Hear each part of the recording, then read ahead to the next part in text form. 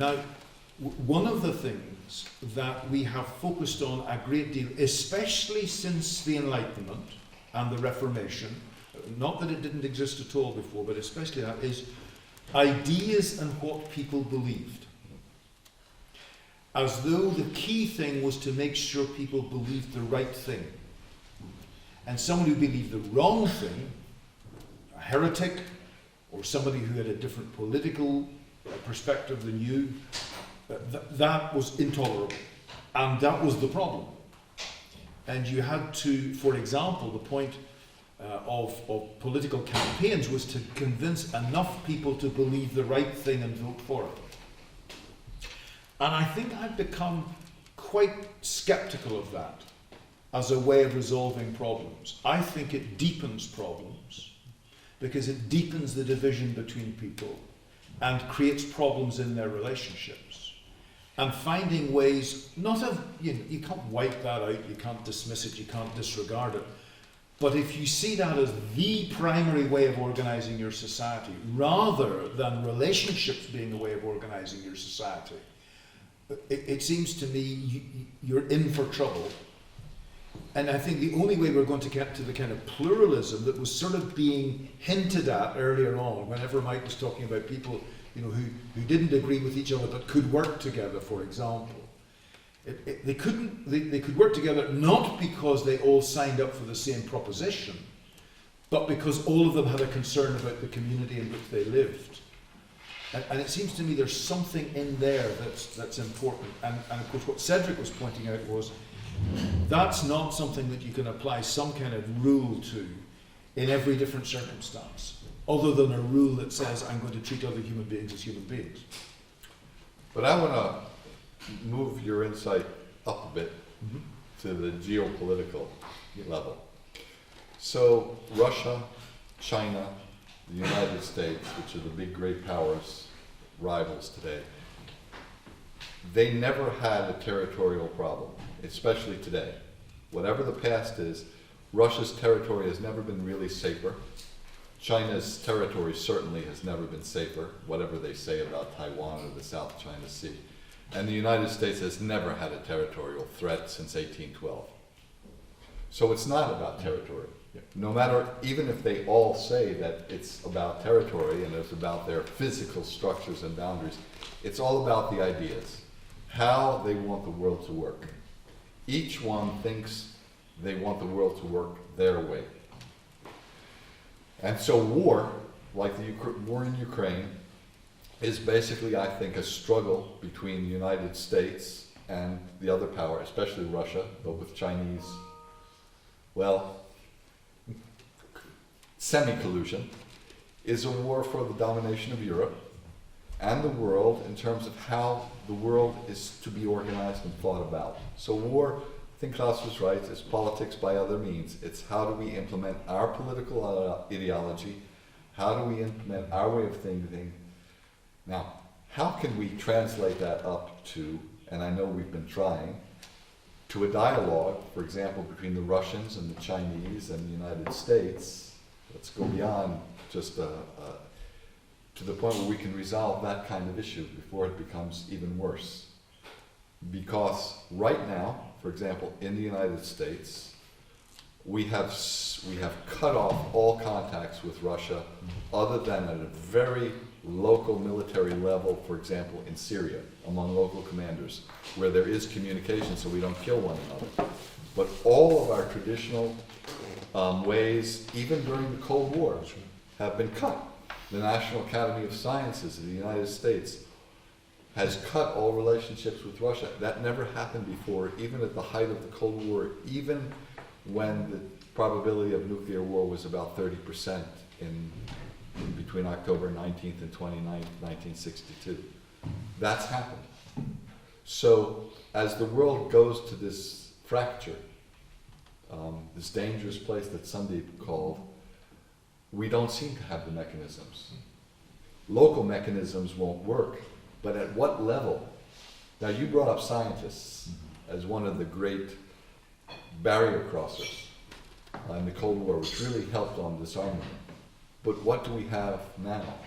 What are your thoughts about how we can overcome this great challenge, this fracture that's threatening the world now. Small question. I think, yes, I think the first thing I find is to understand that many of those that you might in the past have regarded as your allies in kind of open, tolerant liberalism, if I use that word, are no longer your allies. Because they are so convinced of the rectitude of their own views that they're prepared to put people and communities in danger in the prosecution of those views. If we take the question of Russia-Ukraine, for example, there really isn't any question that the discussion and encouragement towards expansion of the EU and of NATO played a very important role in polarizing opinion within Ukraine and between Russia and the West. And that's been going on for quite a while. And the insistence of the West that, for example, people in Ukraine, and that's to say the majority of people in Ukraine, had the right to engage with the EU and become a liberal society, which again was a struggle of ideas, made the relationship impossible. Mhm. And I think that that's one of the problems in the relationship with China, is that China has a different perspective. It may not always be as different as we imagine, but certainly they think it's different and we think it's different. And to try to find a way in which the development and maintenance of some kind of working relationship does not fall foul of these different perspectives about how we should live our lives as communities, it seems to me is absolutely essential. And one of the problems that we have now is that the United Nations, it's very difficult for people in the West to understand this, the United Nations was structured on a cultural model that was based on Western liberalism. People talk about the fact that it was constructed out of the victors of the Second World War, which is absolutely true. But more than that, its whole way of being and thinking about things is one that is increasingly questioned by not just China, but also India and the other BRICS countries. And I think getting into some kind of conversation about that, which is not about who's got it right, but how can we relate, it seems to me is really very important in that. Now, but how can we get leaders, the ones who make the political decisions, the ones who control the militaries, to make that kind of move, since each one believes, I mean, for example, the national security strategy of the United States, right after 9/11 says, there is only one model right and true for every society and every time. Yeah.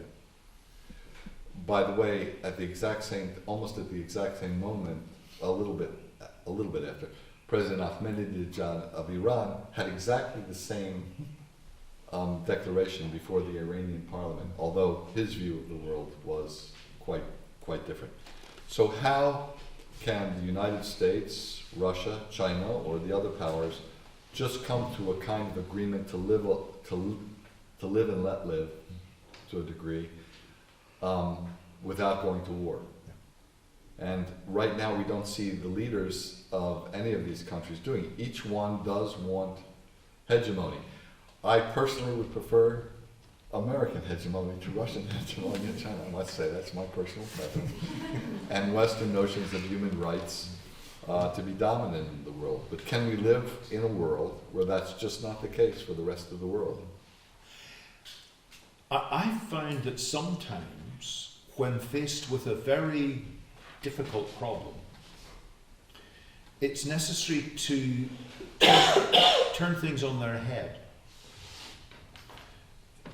so that the thing that you thought was the problem actually begins to become a way forward.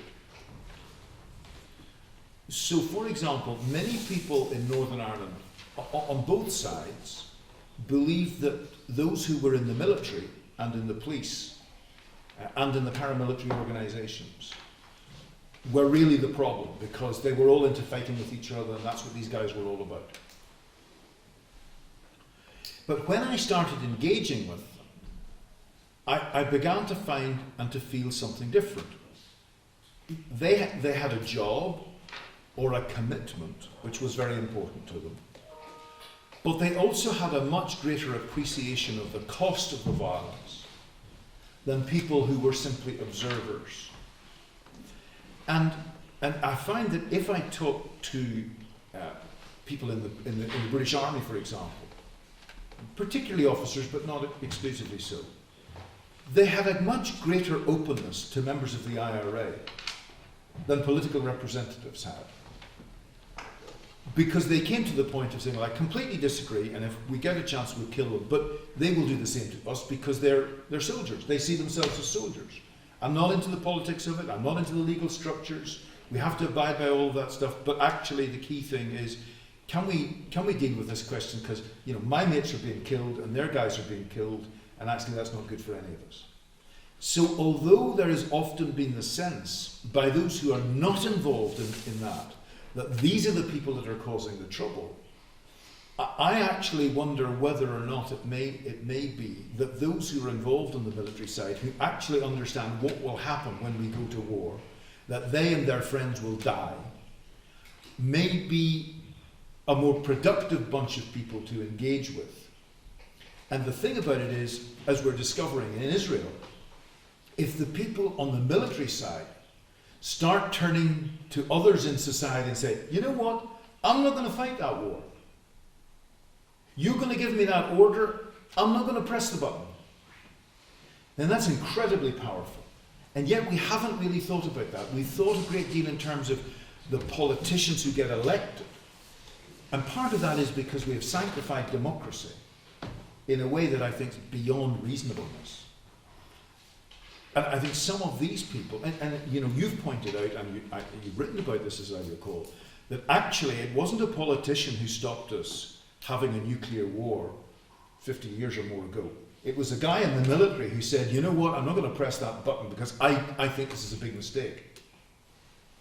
So I wonder if it may be, I give that as one example, not as the solution, but as one example of how maybe a lot of the ways that we look at things and convince ourselves are the right way and the solution may not actually be part of the problem, and that some of the people and structures and organizations that we think are the problem may actually be more accessible to us and may actually have the power to make some difference.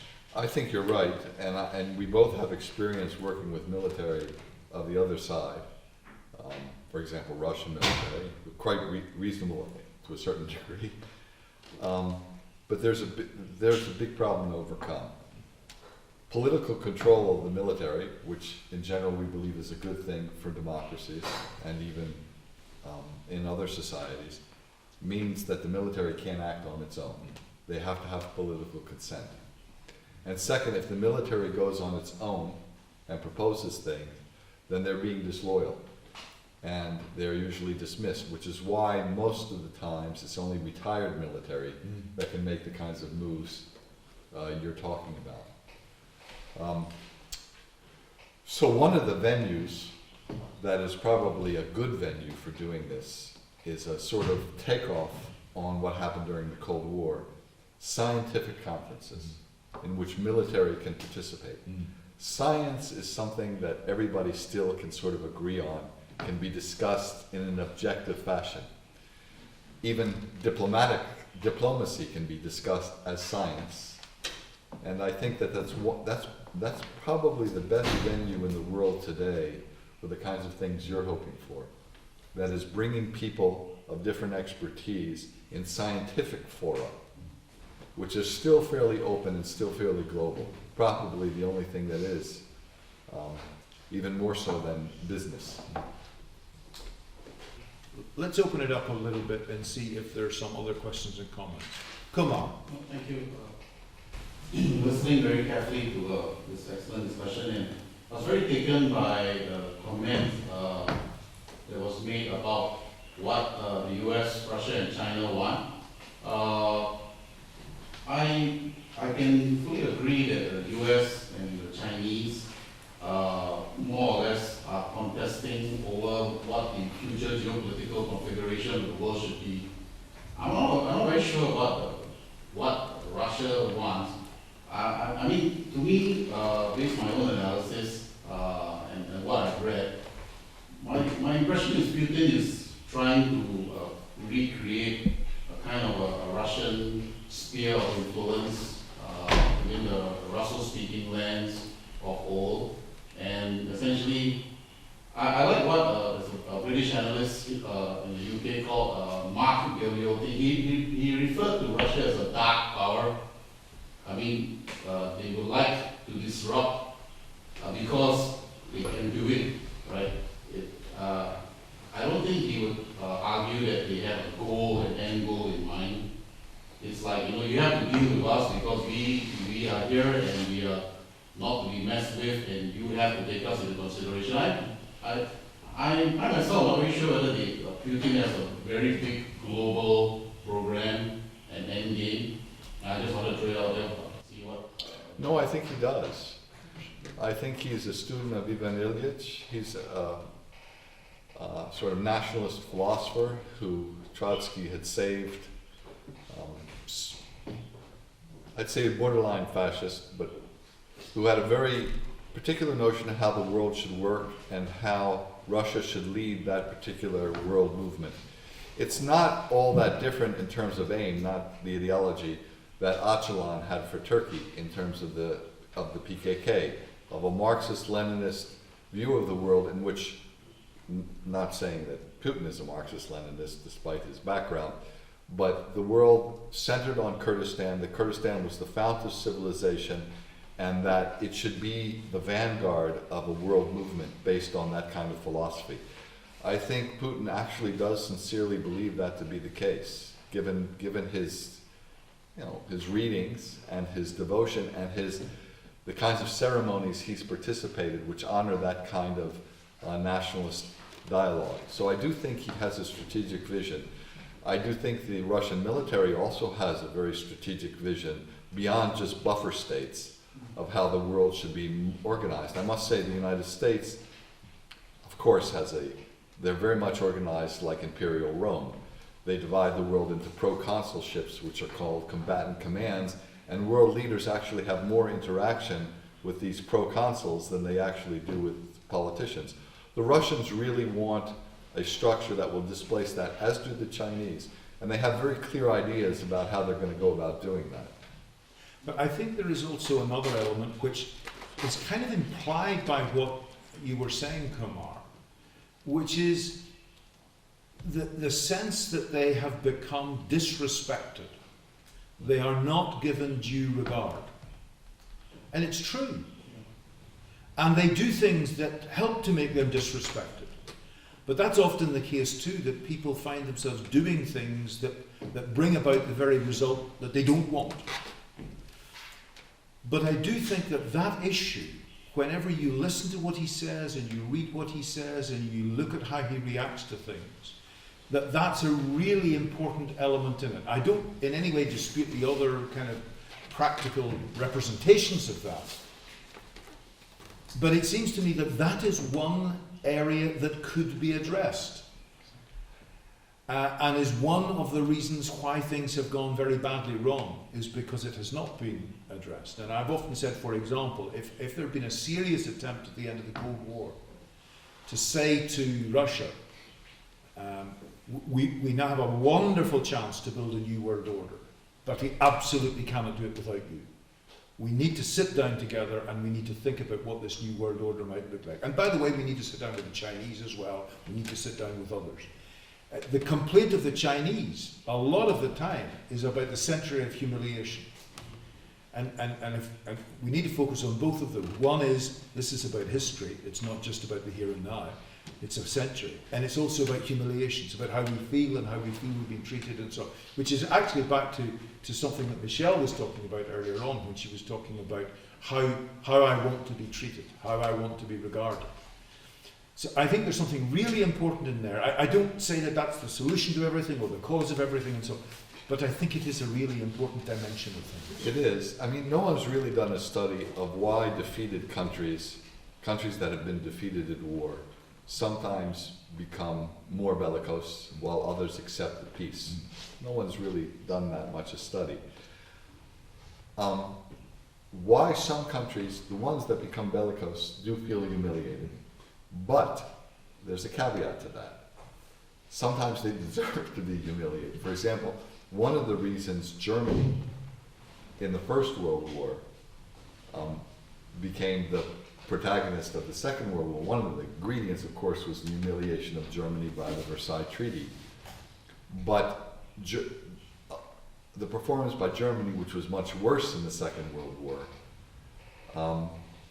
Nazi Germany, they didn't feel humiliated, even though the destruction of Germany was much more extensive than it was in the First World War.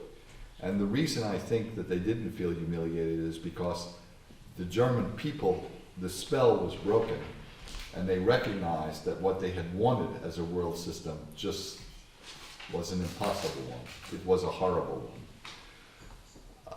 In the case of Russia and China, it's not so clear what they're being humiliated about. The century of humiliation, true, and we can understand how they feel about the Japanese. That, of course, makes a lot of sense. But how they feel about the West, it's not so clear to me that that is the cause of their not yet terribly bellicose activity, but their very proactive role in military expansion.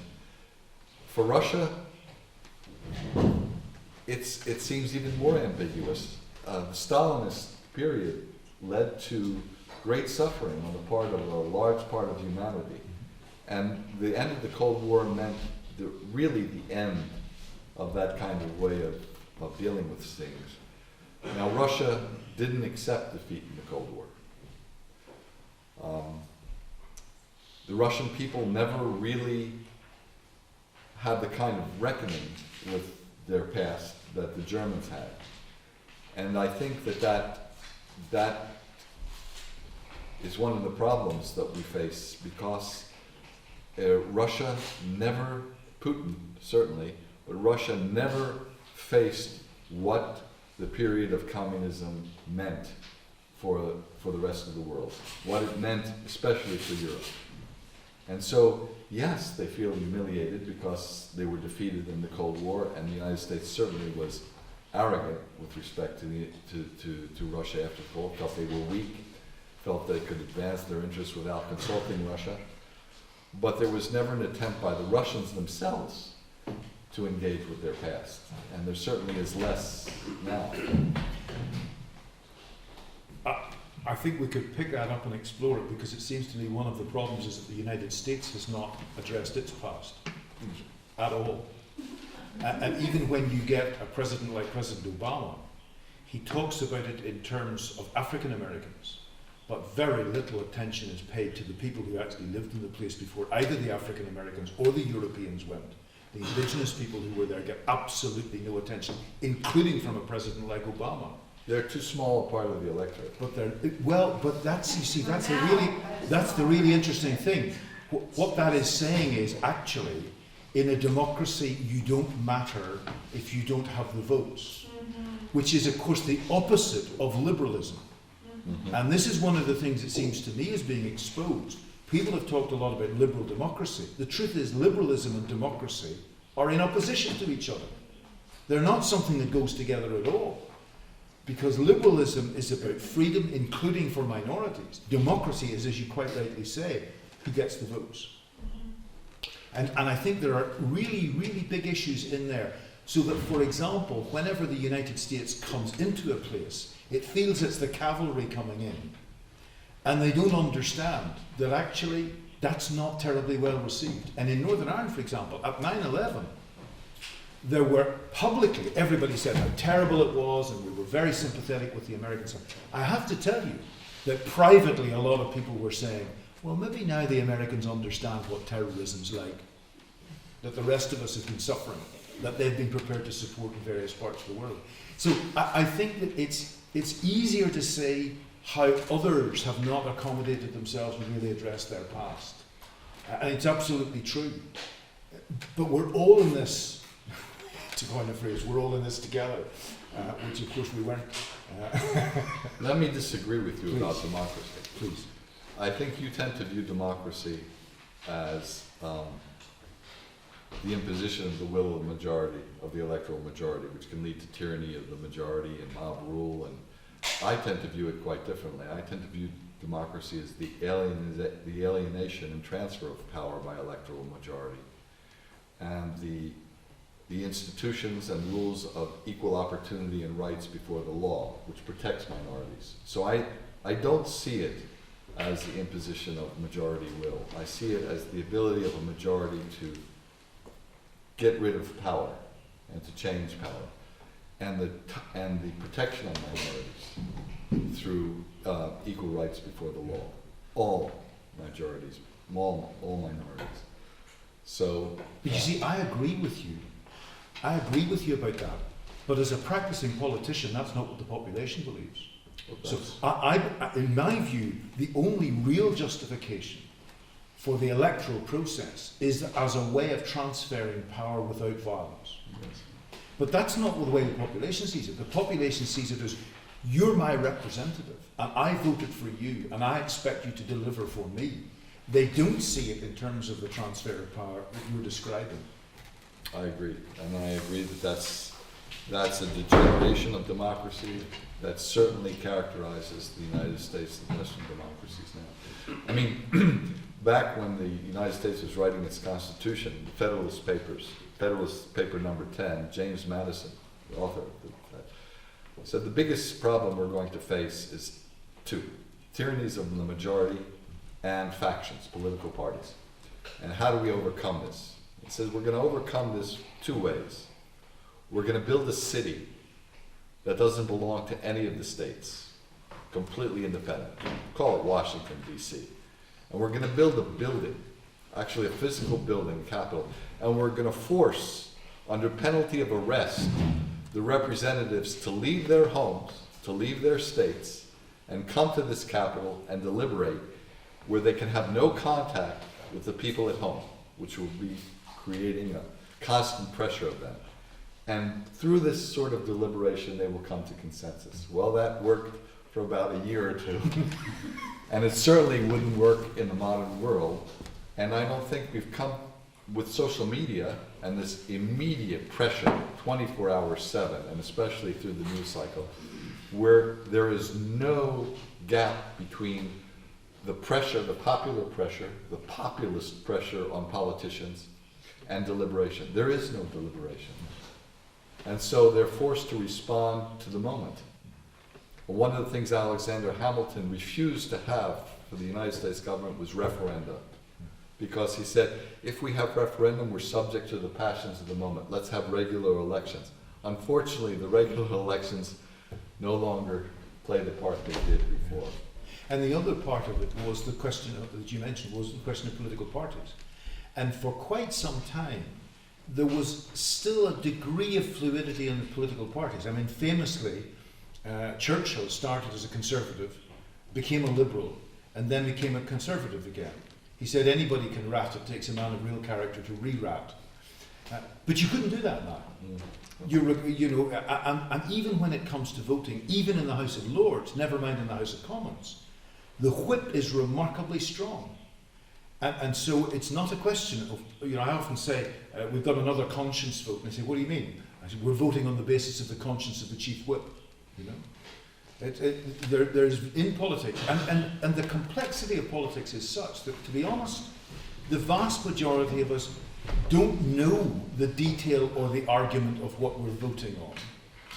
Because if there's a complexity about, you don't have the time, you dozens of bills coming through and all sorts of things, and understanding the nature of all of that, and then deciding as an individual representative how you will argue the case of it is no longer possible. And so I think that some of the principles that were around at the negotiation of the Constitution, we can't make them work anymore. And we haven't engaged, if we even can, in some kind of reconstruction of all of that. It's really a challenge. So if direct democracy doesn't work, because that leads to a tyranny of the majority, which is what happened with ancient Athens. Yep. And if representative democracy isn't working now because of this constant political pressure and pressure to conformity, where are we? Yep. How is it the case then that given this structural difficulty with democracies that we're facing more and more with things like social media, because social media ramps this all up. Not only the algorithms of engagement encourage violent and hateful speech, but because I mean, just look at the news, right? What sells on the news is sex and violence and things like that. No one talks about peace on the news. It's just a boring issue. So if that is that kind of media pressure, informational pressure, is pushing people to those kinds of extremes, and democracies can't solve the problem. Free speech actually has become a problem. Yeah. Free speech was not a problem when England actually developed the concept to override monarchies and nobility. When that becomes a mechanism of mass tyranny and conformity, then the world does look to places like China and Russia as possible alternatives. Well, that's right. If one was to try to explore an alternative to China and Russia, and an alternative to the way things have deteriorated now, it seems to me that there are two things that we need to have in our thinking. One is that we don't immediately jump to a model, which is a great temptation. You know, you're almost kind of getting yourself into the way of thinking, well, what is the alternative? Well, the truth is we don't know what is the alternative. Let's have a conversation about that over the next few years and try to see. And the second thing is actually what we started the conference off about, which was Cedric talking about complexity and about the fact that there wasn't one set of principles that you could simply import into every community and say, do it that way, but rather you had to work in such a way that something emerged, which might be different in different places. So it seems to me that there are possibilities, there are signposts, not a lot of them, and you can't be sure that the signpost is going to take you to the place you want to go to, but there are some things that I think we can try to explore, but it doesn't seem to me that there's an easy, ready answer. But we're faced with a paradox. War has become instantaneous. As Admiral Fears pointed out to me just a little while ago, hypersonic missiles give us 30 seconds. Yes. So there's no room for complex political responses. Yeah. That ultimate paradox seems to be the greatest danger. You're arguing, I think rightly, that complex interactional meeting of minds that take time is required to resolve these deep structural problems we have on the political and geopolitical stage. But war has become instantaneous. It's become, unlike in Clausewitz times, where one was the extension of the other, they've become totally different in terms of the time scales involved, the decisions involved. And that is something Admiral Fears, again, who worked at the White House, was faced with constantly. How do we reconcile this? How do we deal with this problem? And there is no, not only is there no solution right now, but there really isn't much thought about it, even in the centers of power in the world. Well, one of the, I quote two things in relation to this. The first is when you talk about the centres of power, a number of colleagues, 2 or 3 colleagues of Denise and myself, met with some of John Kerry's people when they were trying to do something unsuccessfully, of course, in the Middle East.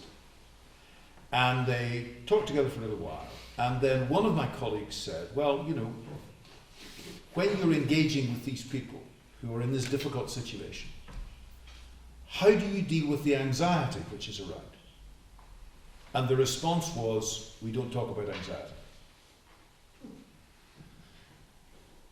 So the sense is that actually these people don't know what they're doing at all. They have no idea what they're doing. And they will inevitably make a mess of it, because they're not dealing with the human component. The second thing is that what I discovered in dealing, for example, with the situation in Ireland, was that when those who were using the weapons came to believe that there was an alternative approach which might take quite a lot of time, but it was an alternative approach that would respect their wishes. They might not get everything they wanted, they wouldn't get everything they wanted, but it would respect their wishes, it would respect their people, it would respect their culture.